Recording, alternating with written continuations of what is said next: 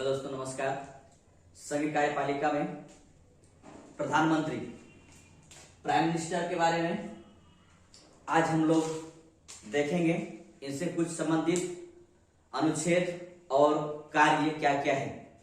देखिए, इससे पहले मैं आप लोगों को ऐसे भी बता चुका हूं कि प्रधानमंत्री का जो आर्टिकल है 75 का 75 का 1 में प्रधानमंत्री की नियुक्ति राष्ट्रपति करेगा।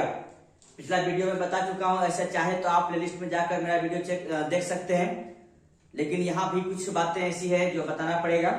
तो 75 और 75 का 1 में ही कहता है कि प्रधानमंत्री की नियुक्ति राष्ट्रपति करेगा। देखिए, राष्ट्रपति अपने विवेक से नहीं करेगा। जो भी करेंगे तो कहने का मतलब आम चुनाव होने के बाद जो सत्ता जिससे बहुमत साबित करने की उसकी जादुई आंकड़ा है, वही उन्हीं का नेता को प्रधानमंत्री का शपथ दिलवाएंगे। तो यहां पर इसका मतलब ये नहीं है कि राष्ट्रपति अपने मन से किसी व्यक्ति को प्रधानमंत्री के पद पर बिठा देंगे। ठीक है, ऐसी बात नहीं है। लेकिन हाँ, खंडी जनादेश मिले तो ऐसा हो सकता है। ठीक है, लेकिन अगर बहुमत जिसके पास बहुमत है उसी दल के नेता को पीएम के तौर पर शपथ ग्रहण करवाएंगे राष्ट्रपति। तो देखिए, कभी कभी ऐसा भी हुआ है कि राष्ट्रपति लोकसभा का मेंबर नहीं थे और पीएम बने हैं। यानी कहने का मतलब यहां पर ये बातें हैं कि जो भी पीएम बनेंगे, प्रधानमंत्री बनेंगे, उसे लोकसभा या राज्यसभा के मेंबर होना चाहिए। ठीक है, लेकिन लोकसभा का मेंबर हो तो बहुत अच्छी बात है, क्योंकि हम लोकतंत्र में जीते हैं और लोकतंत्र की ये सबसे बड़ी जीत होगी कि लोकसभा से आप चुन के आ रहे हैं और आप पीएम के तौर पर शपथ ग्रहण कर रहे हैं। लेकिन हमारे संविधान में कुछ चीजें प्रावधान किया गया है। उसके तहत में अगर लोकसभा का मेंबर ना भी हो फिर भी आप पीएम बन सकते हैं, और राज्यसभा का मेंबर हो तो जरूर बन सकते हैं, कोई दिक्कत नहीं है। ऐसे कई पीएम हमारे पास आए, प्रधानमंत्री आए जो राज्यसभा के मेंबर्स आए। देखिए, पहला नाम लिखा हुआ यहाँ पर इंदिरा गांधी। ठीक है, 1966 में ये ऐसी पीएम है जो पहली बार राज्यसभा से चुन के आई और हमारे देश का प्रधानमंत्री, प्रथम महिला प्रधानमंत्री के तौर पर नियुक्त हुई।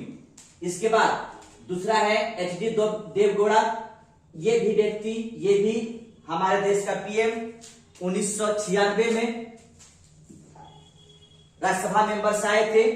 और तीसरा व्यक्ति के तौर पर मनमोहन सिंह, जो 2 टर्म ओवर कहने का 2 कार्यकाल 2004 और 2009 के बीच में ये भी राज्यसभा के मेंबर से हमारे देश के प्रधानमंत्री बने। तो ये जरूरी नहीं है कि लोकसभा का मेंबर हो तभी पीएम बन सकते हैं, राज्यसभा का मेंबर हो तो आप पीएम बन सकते हैं। लेकिन लोकसभा का मेंबर आप होते हैं तो हमारे लोकतंत्र की सबसे बड़ी जीत यही होगी। ठीक है, दूसरी बात है, राज्यसभा का मेंबर ना हो और लोकसभा का मेंबर भी नहीं है, फिर भी आप पीएम या मंत्री बन सकते हैं, प्रधानमंत्री बन सकते हैं, कोई दिक्कत नहीं है। लेकिन 6 महीने के अंदर आपको, यानी पीएम को, जो पीएम बने हैं या प्रधानमंत्री बने हैं या मंत्री बने हैं, वो 6 महीने के अंदर लोकसभा या राज्यसभा किसी भी सदन का सदस्य बनना पड़ेगा। 6 महीने तक आप बिना 6 महीने से पहले तक आप बिना किसी सभा का मेंबर बने आप रह सकते हैं। लेकिन 6 महीना के अंदर या 6 महीना के भीतर में आपको किसी न किसी लोकसभा या राज्यसभा से मेंबर बनना पड़ेगा, यानी पीएम को मेंबर बनना पड़ेगा, सदस्यता ग्रहण करना पड़ेगा। अगर इस तरह सदस्यता ग्रहण करते हैं तो कंटिन्यू पीएम बन के रहेंगे। अगर सदस्यता ग्रहण नहीं कर पाते किसी कारणवश से तो 6 महीना के बाद उसे त्याग पत्र दे देना पड़ेगा। ठीक, ये था पीएम के बारे में, प्रधानमंत्री के बारे में। आगे बढ़ते हैं हम लोग। ठीक है, कि योजना आयोग या नीति आयोग, राष्ट्रीय विकास परिषद, अंतरराज्य परिषद, राष्ट्रीय जल संसाधन, इन सब का पदेन अध्यक्ष प्रधानमंत्री होते हैं। ध्यान रखेंगे, इन लोग का, इन सारे आयोग का या सारे संगठन का जो अध्यक्ष होंगे वो प्रधानमंत्री, जो प्रधानमंत्री बनेंगे वही इन सब का अध्यक्ष होंगे। ध्यान रखेंगे। एक अनुच्छेद है 78, अनुच्छेद 78 के अनुसार कहा जाता है कि प्रधानमंत्री को मंत्रिपरिषद एवं राष्ट्रपति के मध्य संवाद की कड़ी है। ठीक है, कहने का मतलब है कि मंत्रिपरिषद और राष्ट्रपति के बीच में जो संवाद की कड़ी बनने जा रहा है वो है प्रधानमंत्री। देखिए, राष्ट्रपति अगर इच्छा हो तो वो मंत्रिपरिषद के प्रधानमंत्री से कुछ बातें पूछ सकते हैं, जैसे प्रशासन के बारे में, विकास के बारे में, देश की विधान के बारे में, कि आप जवाब दीजिए कि देश क्या हालत क्या है, किस तरह देश चल रही है, प्रशासन क्या है नहीं है, इन सब के बारे में पूछ सकते हैं। अगर राष्ट्रपति चाहे तो पीएम से पूछ सकते हैं। तो यही इसी कड़ी में आप देखेंगे कि प्रधानमंत्री को मंत्रिपरिषद एवं राष्ट्रपति के मध्य कड़ी संवाद की कड़ी है, तो संवाद की कड़ी के रूप में कौन है?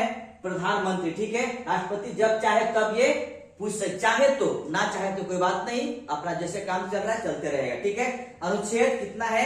78, इसको याद रखेंगे आप लोग। ठीक है, याद रखेंगे। तो ये था प्रधानमंत्री बारे में। मैं आगे बढ़ता हूं और आगे आ रहा है उप प्रधानमंत्री। देखिए, इस तरह हमारे संविधान में कोई पद नहीं है, पहली बात इस सब समझिएगा, इस तरह कोई पद है नहीं, लेकिन राजनीतिक कारणों से इस तरह पद का सृजन किया जाता है।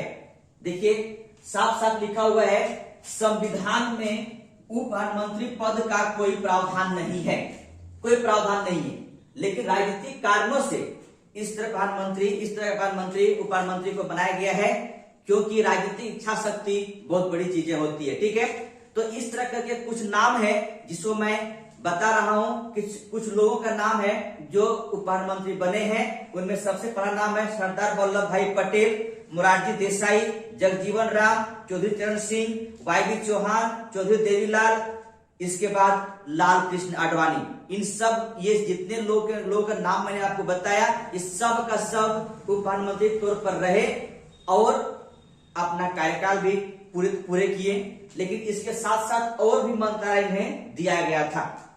दूसरी बात है, देखिए, मैं आपको ये बताना चाहूंगा कि अगर सपोज कीजिए प्रधानमंत्री कहीं गए हैं सफर में, उस समय अपना ये प्रधानमंत्री के तौर पर तो नहीं, लेकिन उनका कुछ काम ये कर सकते हैं, कोई दिक्कत नहीं करेंगे।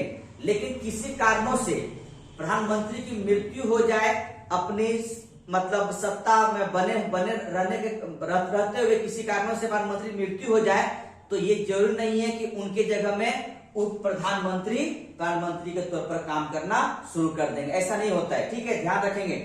इस तरह में क्या होगा, हमारा संसद विघटन हो जाएगा। ठीक है, संघीय कार्यपालिका का अंतिम टॉपिक, भारत का महान्यायवादी।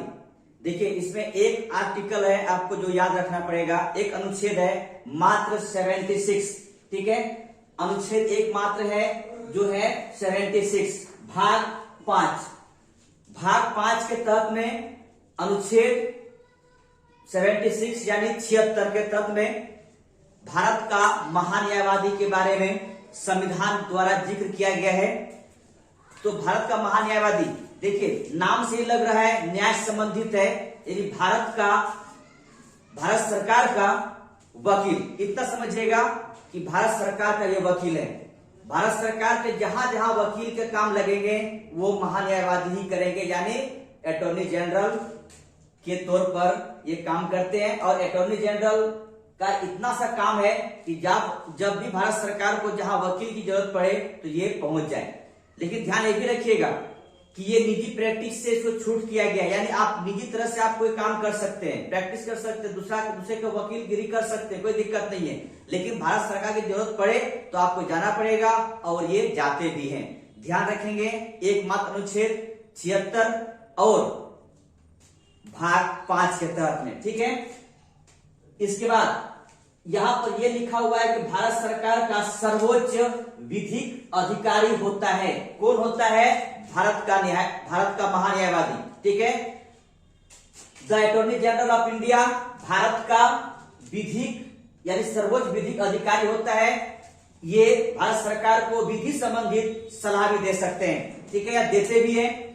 दूसरी बात है कि अटॉर्नी जनरल ऑफ इंडिया सर्वोच्च न्यायालय और उच्च न्यायालय में भारत सरकार का प्रतिनिधित्व भी करता है, ठीक है। सर्वोच्च न्यायालय या उच्च न्यायालय भारत सरकार का प्रतिनिधित्व भी करते हैं। अटॉर्नी जनरल ऑफ इंडिया यानी महान्यायवादी, भारत सरकार का महान्यायवादी या भारत का महान्यायवादी, ठीक है।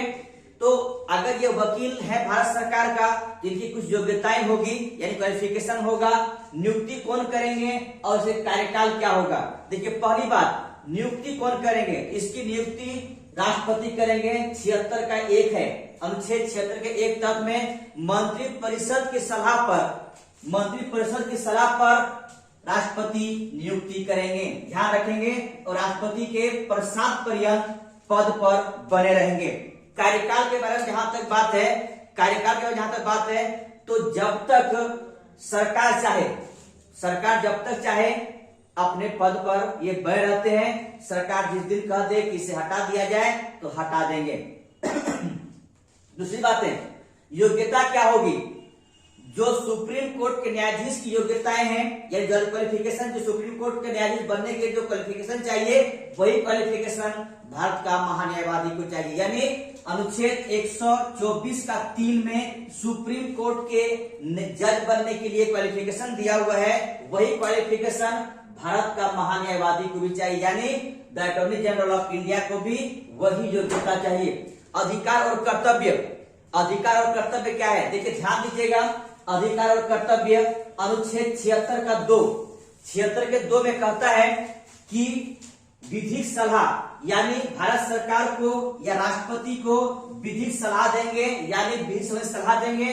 दूसरी बात है, सभी न्यायालयों में सुनवाई का अधिकार होता है भारत का न्यायवादी को, लेकिन अधिक खास तौर पर सुप्रीम कोर्ट और हाई कोर्ट में भारत सरकार का प्रतिनिधित्व भी करते हैं। ध्यान रखेंगे, ये भी बात ध्यान रखेंगे कि ये अनुच्छेद 88 के तहत में, यानी अटॉर्नी जनरल ऑफ इंडिया अनुच्छेद 88 के तहत में दोनों शब्दों में भाग ले सकते हैं, बोल सकते हैं, लेकिन मतदान नहीं कर सकते। ध्यान रखेंगे, भाग ले सकते हैं, अपना वक्तव्य रख सकते हैं, अगर सरकार की पक्ष रखना हो भी रख सकते हैं, लेकिन मतदान ये नहीं कर सकते हैं। इतना ध्यान रखेंगे, मतदान ये नहीं कर सकते हैं। दूसरी बातें, महान्यायवादी की सहायता के लिए, इनकी सहायता के लिए एक सॉलिसिटर जनरल, यानी एक सॉलिसिटर जनरल और दूसरा अतिरिक्त सॉलिसिटर जनरल की आवश्यकता होती है, और ये इसका नियुक्ति भी किया जाता है, ठीक है। यानी किसकी सहायता करने के लिए, महान्यायवादी सहायता करने के लिए एक सॉलिसिटर जनरल और दूसरा 2 अतिरिक्त सॉलिसिटर जनरल का नियुक्ति किया जाता है। तो आप सिर्फ इतना ध्यान रखें अटॉर्नी जनरल में कि एकमात्र अनुच्छेद वो है 76 और 76 और भाग 5 में भारत का एक महान्यायवादी होगा, और ये सरकार का विधिक सलाहकार भी होंगे, राष्ट्रपति से नियुक्त करेंगे और राष्ट्रपति के प्रसाद पर्यंत ये पद पे धारण करेंगे। आगे चलकर सरकार जब तक चाहे तब तक ये पद बने रहेंगे। दूसरी बातें, सरकार का त्याग पत्र होते ही या सरकार का गिरते ही, कहने का मतलब है कि सरकार सत्ता खत्म होते ही ये भी अपने पद से त्याग दे देते हैं। इसके बाद ये सभी न्यायालयों में सुनवाई के लिए अधिकार है। राष्ट्रपति सलाह मांगे, विधिक सलाह मांगे, राष्ट्रपति को दे सकते हैं, लेकिन दूसरी बातें, संसद में भाग ले सकते हैं, जा सकते हैं, बोल सकते हैं, लेकिन मतदान नहीं कर सकते हैं। ध्यान रखेंगे। और सबसे बड़ी बात यहाँ पर ये है, बस इतना सा याद रखेंगे, काम खत्म है, बस इतना सा याद रखेंगे कि अनुच्छेद 76 है, बस इससे ज्यादा कुछ पूछेगा नहीं, बस इतना सा याद रखेंगे। 76 अनुच्छेद तहत में भारत का महान्यायवादी है, और दूसरी बातें, सरकार का ये वकील है। थैंक यू दोस्तों, अच्छा लगे वीडियो लाइक कीजिएगा, शेयर कीजिएगा, सब्सक्राइब कीजिएगा। धन्यवाद।